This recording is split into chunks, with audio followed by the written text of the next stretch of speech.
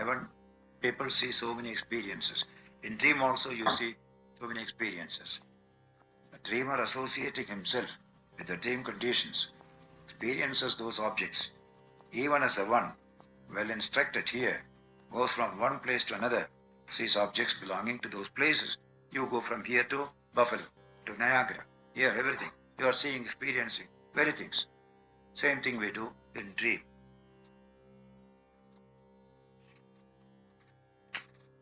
He says, objects that are cognized in the waking are not in the dream. Yes. What then are they? These dream experiences. A man perceives in dream objects which are never usually seen in the waking state. He finds himself in dream to be with 8 hands, seated on an elephant with 4 tusks. Similarly, various other unusual, abnormal objects are seen in the dream. These dream objects are not like other illusory objects. They are without doubt real in themselves. Therefore, the illustration does not agree. Hence, statement, the waking experiences are unreal, like those of dream, is not correct. That is the objection. Reply, your conclusion is not correct. You think that the objects perceived in dream are extraordinary, not like those usually seen in the waking. But these are not absolutely real in themselves. What then is their nature? They are only peculiar to the circumstances that the perceiver associated with the dream. For him, they are perfectly in natural state, accord. That is a condition. As in people seeing in heavens, in the experiences they get, etc., etc.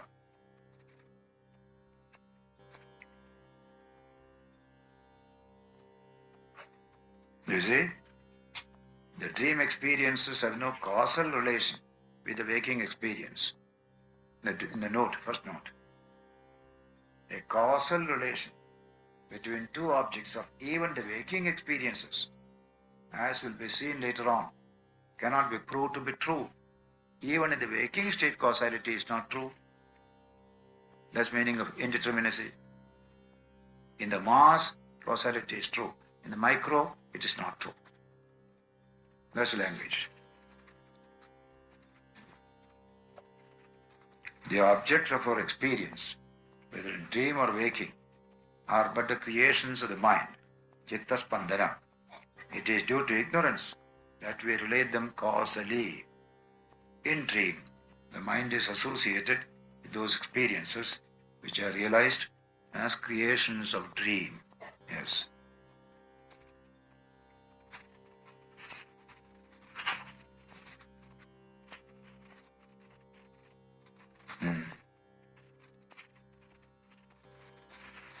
Both the dream and waking experiences are alike in nature. Last note.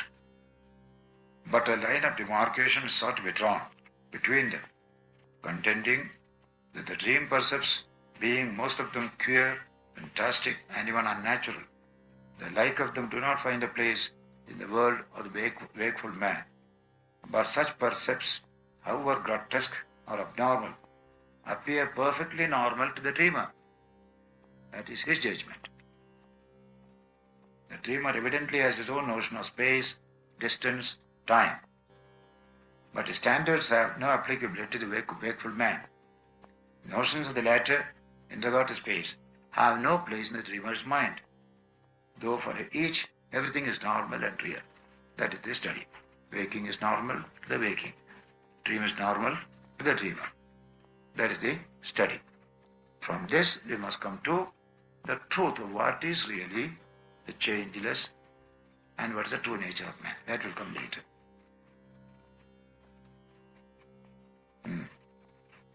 Tea time. Page 95.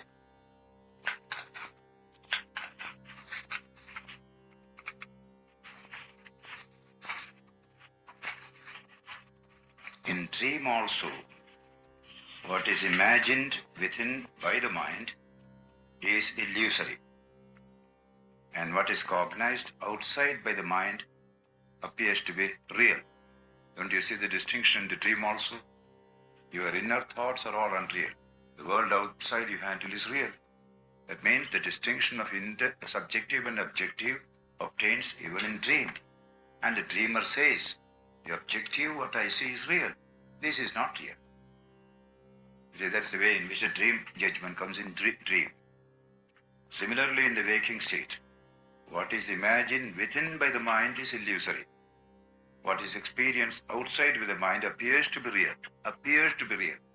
But in fact, both will be rationally held to be unreal. Unreality, as we said earlier, constant change, subject to disappearance and death, such things, they are constantly changing. It is in search of real that we say this is unreal. If this is unreal, there is something is real. We don't really end saying this is unreal. No, this is unreal and we are in search for the real, which will satisfy our requirement. They say God is real. The world changes. So every religion will say God is real. The world is real. Only because God made it, it is real. By itself, it cannot be real. No religion will say, by itself, the world is real. In and through God. Yes, internal things, illusory, external things, real. In dream also. If the objects cognized in both the conditions of dream and waking be illusory, now comes the next question. Who cognizes all these illusory objects and who again imagines them? Who is that? Who is the observer? The searchlight is turned towards the real observer. If that also is illusory, we will reject it. Philosophy is not going to take that as real. Let us see whether it can stand the test that way. So who is the observer? Today science is slowly turning to the observer. Thus our torchlight is being turned to the observer. The policeman goes on his beat at night in the village with a lantern in his hand, Ramakrishna said. Wherever some disturbance there, he throws the light. He finds out he's a thief going here and there. So it falls on you. You don't know who is throwing this light. In that light, you can see yourself, you can see others also. But who is throwing this light? You can't see the man. So he has to ask, will you please throw the light on yourself so that I may know who you are? That's the question here. See the wonderful example given there. He must throw the light on himself. Then you will be, oh, your policeman is calling. Like that. That knowledge will come. Uphayorapi vaitathyam bhedanam sthanayor yadi ka etan buddhyate bhava. Who is the one who sees all this? Ko vai tesam vigalpakaha. Who is imagining all this? Whose imagination is this? That way. The opponent asks, if the objects cognized in the waking and dream state be devoid of reality, who is the cognizer of these objects? Who again is their imaginer? In short, what is the support of memory and knowledge? That is a beautiful thing. Support of memory and knowledge is a knower, the observer, the self, the subject, which was neglected till now in physics. Only the object is studied. But when you study deeply the object, the subject becomes involved. The world is not entirely apart from us. It is what we select, abstracts, or creates. These are the words used in that scientific passage. If you say, there is none like this, then we shall be led to the conclusion, there is nothing like the self or Atman. We are prepared to accept it, provided investigation reveals it. But let us investigate. This is unreal. Let us see whether there is any real. There is nothing, you will say the world is a zero. There is no harm. Nihilistic ideas. Vedanta is not afraid. If nihilism is going to be the end of inquiry, we shall have it. That boldness is there. All the categories of experience, what are they? Knower, known, and knowledge. 3 categories. Subject, object, and knowledge. These 3 become mere illusion.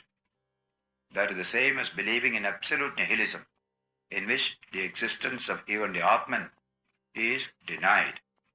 But this contention is invalid. One cannot deny the existence of the Atman. That will come later. Next shloka says, the Atman, the self-luminous, to the nature of consciousness. And it is self-luminous. Consciousness is self-luminous, like any light. A thing is a light because it illumines itself and illumines others. That is the nature of light. And is the light of consciousness. Through the power of his own Maya, imagines in himself, by himself, all the objects that the subject experiences within or without. He alone is the cognizer of the objects. That is the decision of the Vedanta. He just give the decision here in this particular verse. Kalpayatyatman atmanam atma deva swamayaya seva buddhyate bhedan iti Vedanta nishchaya. Nishchaya means determination. This is the determination of Vedanta. Yes. The self-luminous Atman himself, by his own Maya, imagines in himself in different objects to be described hereafter. That's why we don't have a creator in Vedanta. You see? There is no creator. The Atman projects himself as the subject, as the object. He is the subject in the waking state. He is also the object in the waking state. He is the subject in the dream. He is the object in the dream. Withdraws everything in sleep. He alone is. No God here, sitting here, nothing comes here. That's the Atman. He himself cognizes them. There is no other substratum of knowledge and memory. The self is the substratum of knowledge and memory. The aim of Vedanta is to declare knowledge and memory are not without support, as nihilists contend.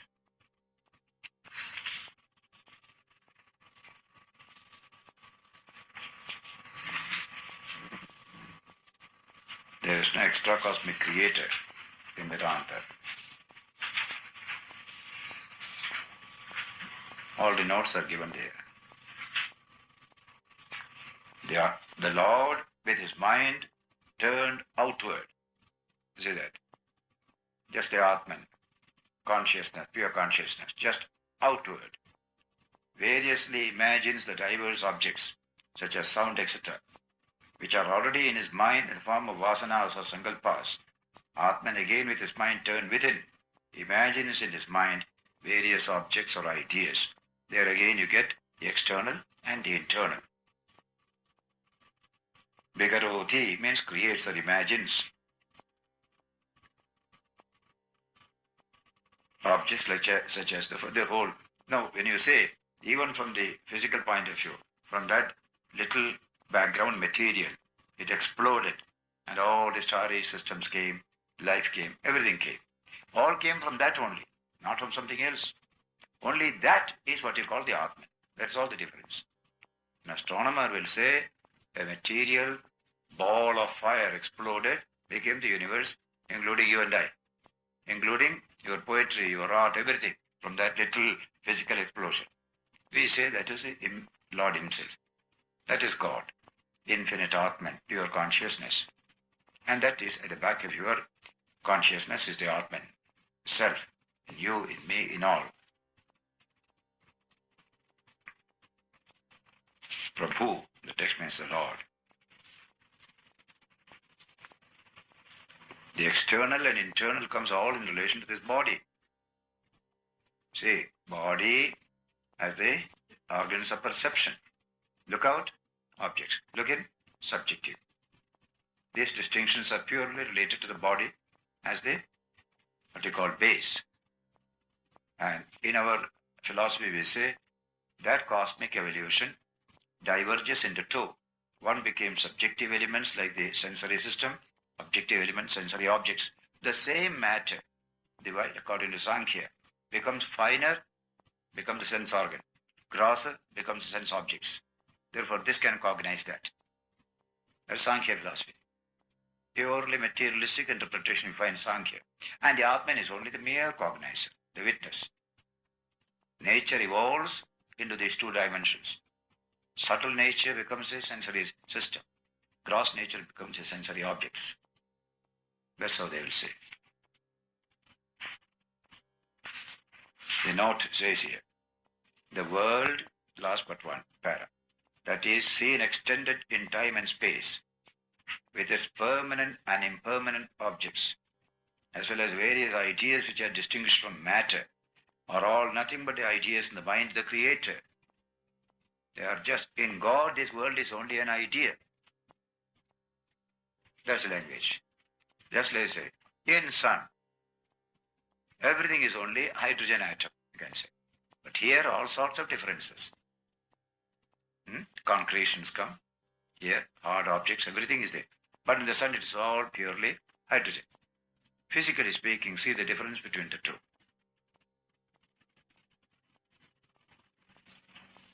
The word imagination is equivalent to kalpana in Sanskrit. English term is generally used to denote mental construction. Sanskrit term applies to both Ishvara and the self.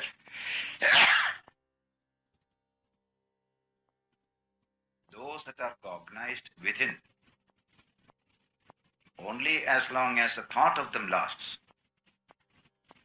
Whatever you think inside, their existence is only till the thought exists.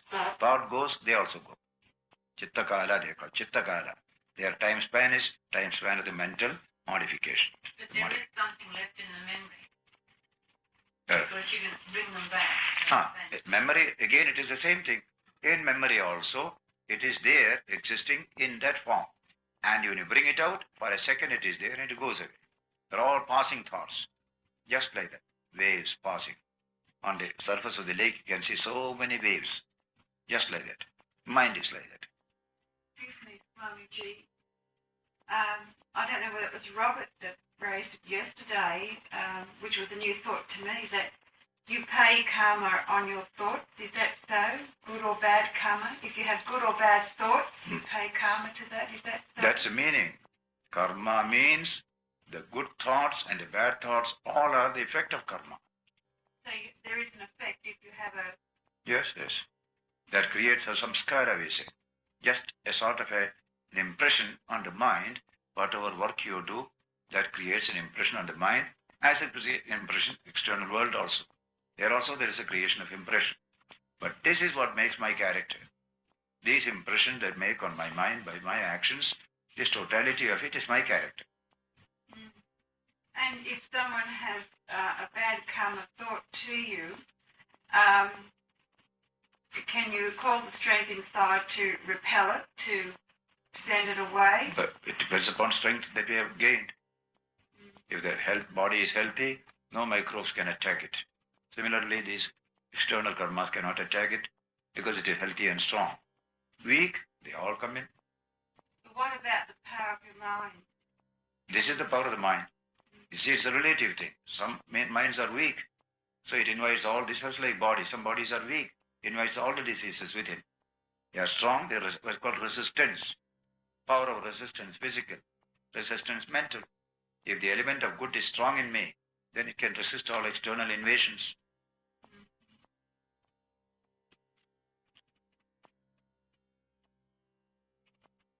They last, he says, those that are perceived by the senses, that conform to 2 points of time. See, in the world, the objects you have, things existing for 2 points of time, are all mere imaginations.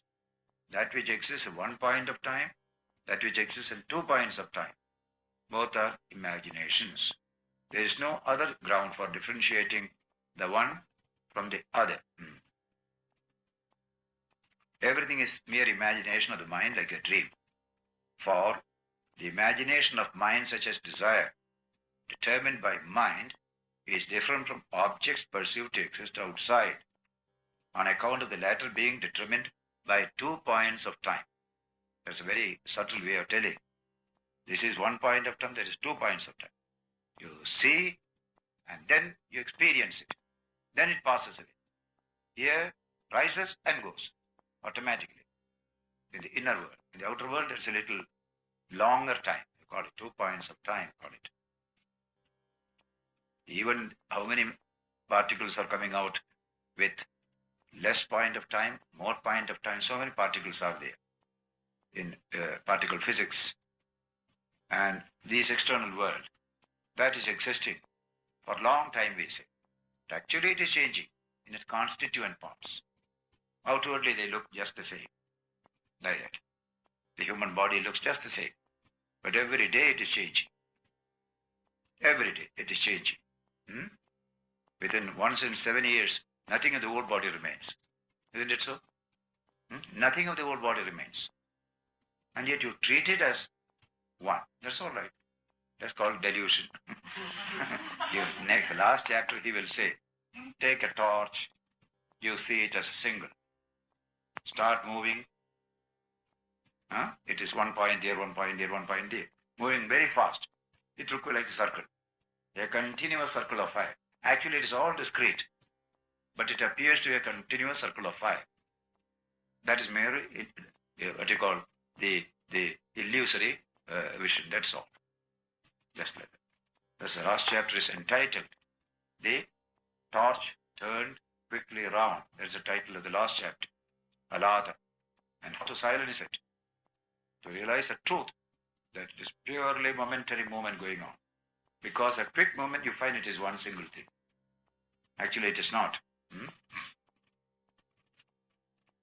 Very interesting it is. When girls jump, that kind of rope, jumping like that, they jump. You can do it so fast, as if it is always going on. Actually, there's always a time lag. Otherwise, the first and second cannot be coordinated together. So the quick movements make for reality. That's meaning. Slow movements make for unreality. Objects perceived to exist within, only as long as a thought about them lasts, signify those subjective ideas which are only determined by mind. Such objects have no other time to determine them except that wherein the idea in the mind exists.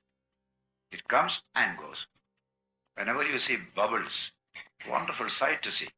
Just when soda is poured into the glass, so many bubbles come up, and then goes. Then 2 bubbles join together, and then goes. So 1 second, 2 seconds, and goes. And Shankaracharya uses this very example, like bubbles on water, constantly rising and falling and going away. That is why if you observe, if you don't observe, then everything is real. Bubbles are all real. You can say like that. Buddha. Bubble is called the Buddha. It's a rising. Goes away like that. Just merge in one. Doesn't get destroyed. It goes into water. That is exactly the description of the particle coming from the field in quantum physics. Just come. Like that. And goes away. If you go deep into matter, this is what is happening. What did you say bubble was called? Buddha. Buddha? Buddha. Oh. Buddha. Buddha. Bubble. Even the sound is bubble, Buddha. B is common there.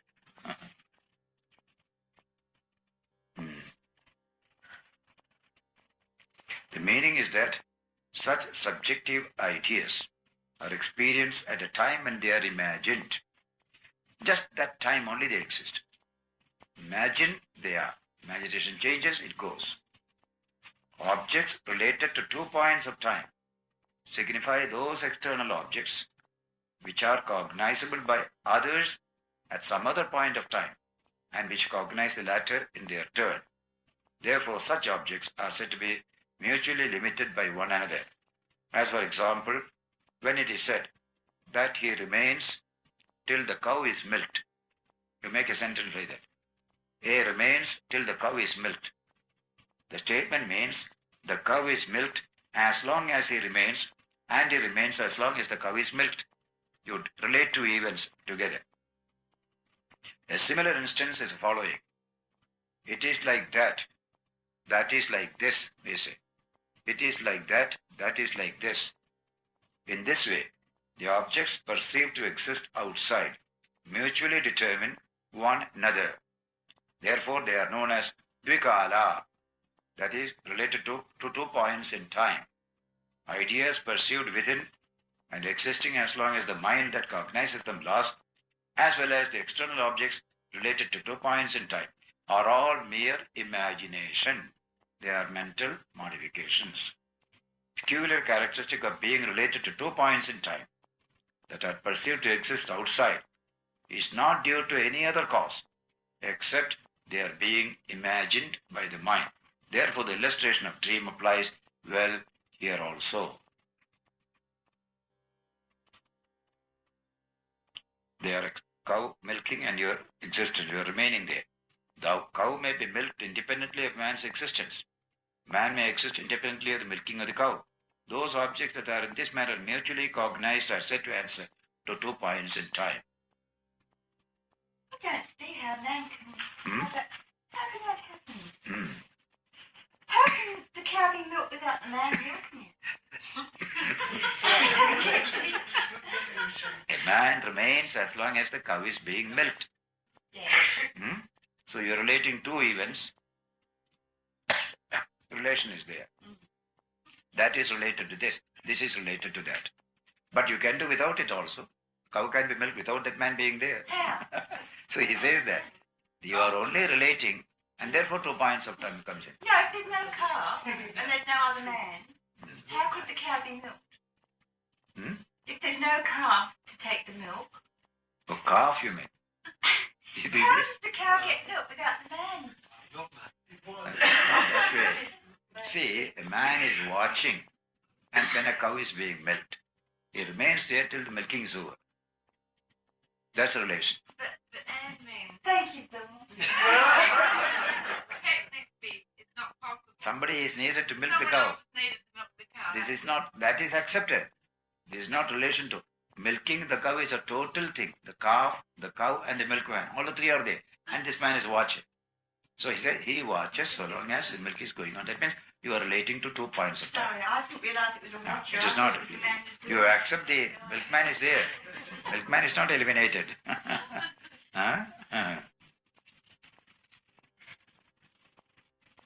As long as a pot serves a purpose, so long it is said to exist. A pot. Here also time is a limiting factor. All objects that are perceived to exist outside are determined by the present or any other time. They are independent of the mind of the observer. They are rather dependent upon the time in which they exist.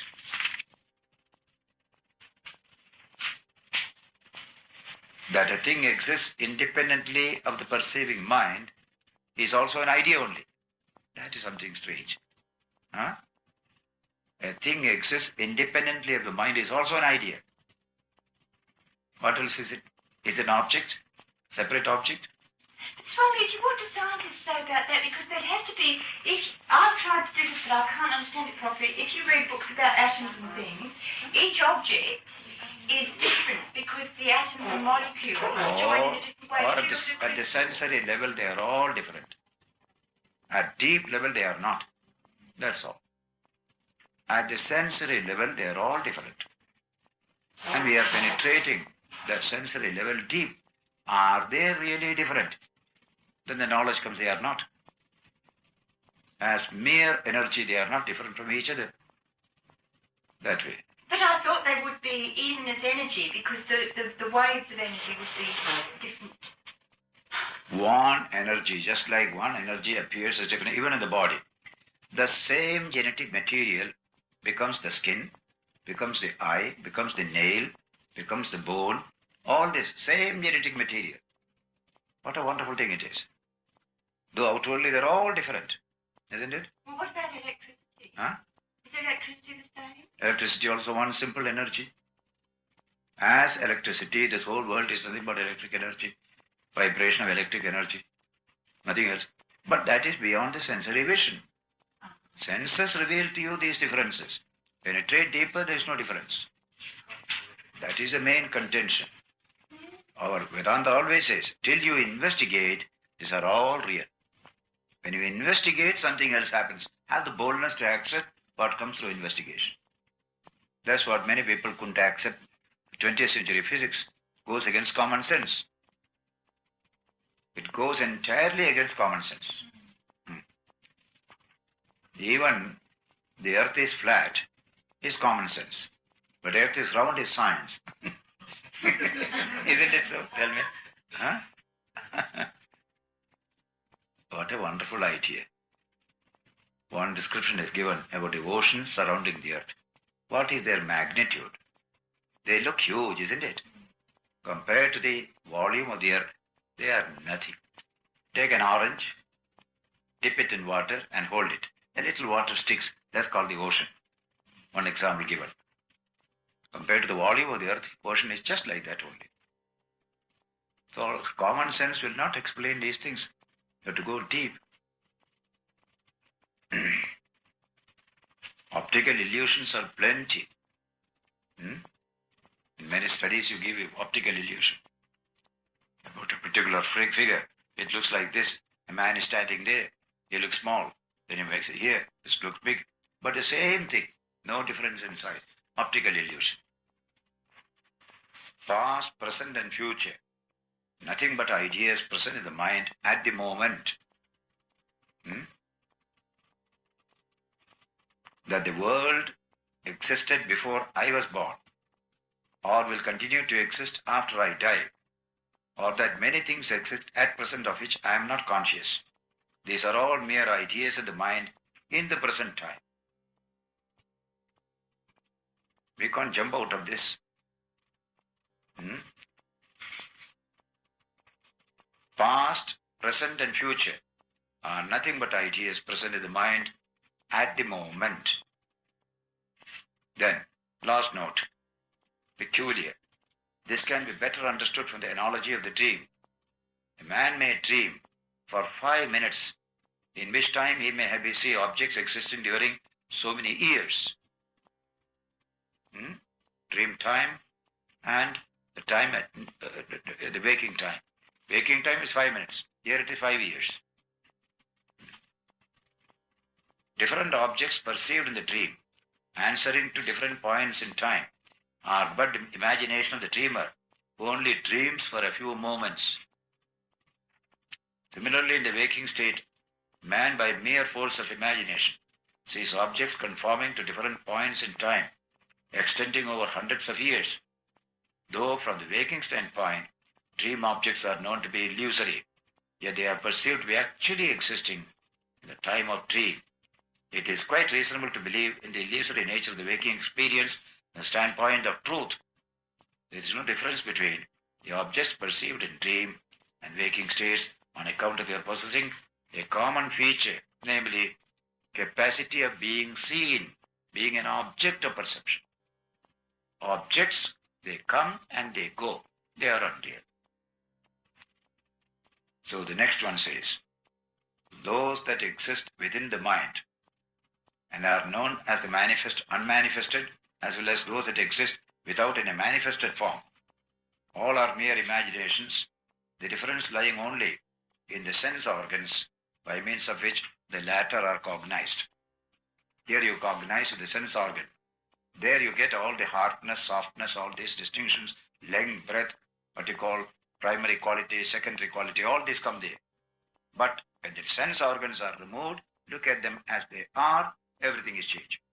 That's what science does in this century. The common sense world is gone, so far as science is concerned. Very difficult to say. We want common sense, isn't it? There is nothing uncommon as common sense, they say. If that electricity is beyond the sensory level, then my mind can't make it. It's got to be something separate from me. You just knock away the human spectacle. Look at the world. Or, for example, suppose you had a sixth sense, magnetic electric sense. The whole world will change for you. None of these things, hard substances, will exist for you. Imagine that. Now you look at it from 5 senses. There are animals with 1 sense and 2 senses, 3 senses. You have 5. Let us have 6 senses. You will see things which you don't see now. What you see now, you won't see there. That the world is mere idea will come when you change this whole apparatus of looking at things. This is a particular apparatus. A selective apparatus. the sense organ, highly selective. They bring information to you. Mind selects. Some things they select, million things they omit. That's one important thing. Otherwise you go How mad. can all those million things be made by the mind? How can all those million things that my mind can't perceive be mind dependent? Because you will go mad. The amount of sensations coming into the body and mind, so much, you will be completely overwhelmed. But how can they can't be mind dependent? Because they're there, just that my mind can't. For argument's sake, we say they are there. That's called common sense. Common sense is accepted. But if you want science, you'll have to go beyond common sense. If you want to know the truth of things, that's all. A gold object, a bracelet, or an ornament, you say it is an ornament. I will say it is gold. It's all gold only. You concentrate on the name and form. I concentrate on the substance. A wave is nothing but water. No, it is a wave. Go on arguing. That's common sense.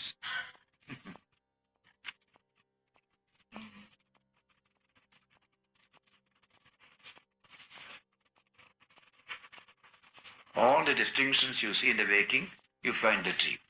This common sense also you get in dream. And a father can send some, have some common sense. You can scold the child.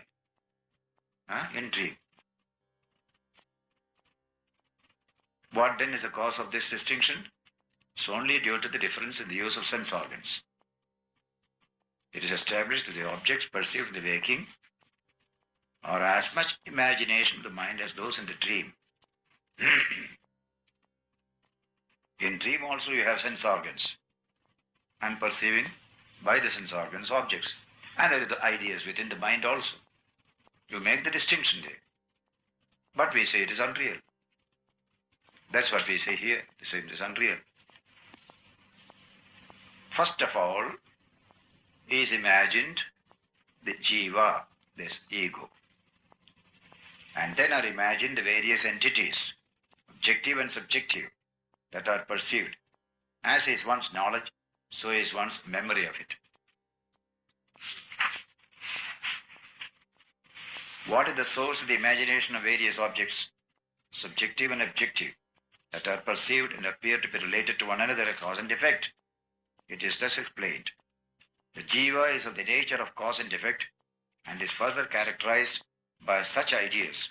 I do this, I am happy, miserable. Such jiva is at first imagined in the Atman as an individualized entity. From that whole infinite reality of the Atman, a small individualized entity is imagined. That is myself. Then I have a world around me. I handle it. All this goes on. This is what you call the common experience.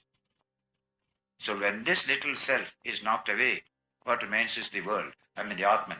No world separate from the Atman. Knowledge of the Jiva imagine various existing entities, subjective and objective. What is the cause of this imagination? It is thus explained.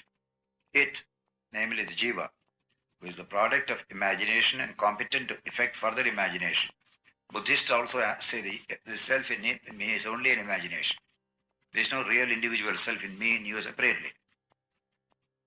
There is a fever, there is an illusion.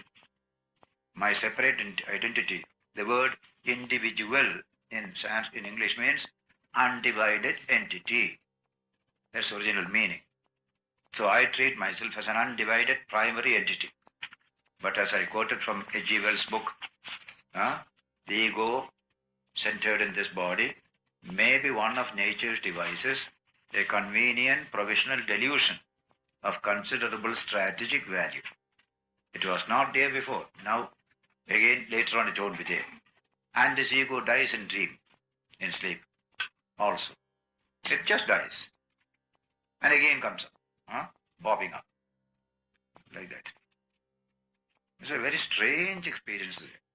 You take them for granted and run about the world, then this question never arises. When you become confronted with what is this, then all these difficulties come. That's why search for truth will take you through a very hard time. Many pet things have to go. Because, as you say, you are Christian, Sects. Oh, this is the only religion, this is the only sect. You hold on. When you begin to investigate, only pet ideas will go. But you don't want pet ideas to go. My mother is the most beautiful woman. For you, not for all. Keep it to yourself as a private opinion. Matam. Private opinion means matam. The other is tattvam. What is true? Objectively true. That way. This world is all matam. You have your world, I have my world. Goes on. Knowledge is all followed by memory, which is similar to that knowledge. From the knowledge of the idea of cause results knowledge of the idea of the effect. Then follows the memory of both cause and effect. This memory is followed by its knowledge, which results in the various states. These are followed by their memory. Like that it goes on.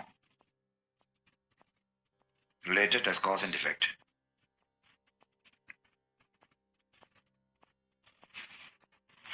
Maya comes in there. One Atman divided into thousands and millions of Atmans. That's Maya. Schrodinger said, that's Maya. One becoming many. It doesn't become. You imagine it to be many. We are all separate. In dream, how many selves are there? Isn't it? Every fellow is a self there. Isn't it? How many differences you see there? Wake up, all goes. Only one. So waking up is jnana. In jnana, no duality. In non-jnana, duality appears. That is the main contention.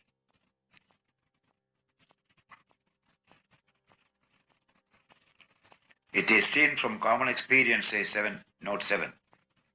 The idea of food and drink is followed by the idea of satisfaction. One is not possible in the absence of the other. Following this method of agreement and difference, we imagine thus, from the idea of knowledge of food, which is the cause, follows the idea of the knowledge of satisfaction, which is the effect. That John Smith, what is John Smith? A probability function in the fog that is on the Atlantic. See the language science has to use. I quoted from Sir James Jeans. This is a probability function. And the probability of finding John Smith, and this is only a mental concept, and they can travel at the speed of light. More than the speed of light. That's how he uses the word. Many strange things happen in this nuclear physics. Oppenheimer writes, the electron has an orbit. When the electron is disturbed, it changes orbit. This orbit goes to that orbit. But the strange thing is, it doesn't pass through intervening space by changing the orbit. That's being a ghost. That's meaning of a ghost. A ghost doesn't pass through intervening space at all. When you disappear that fellow, then the face here. That's called a ghost. Never pass through this way. Oh, the ghost can walk.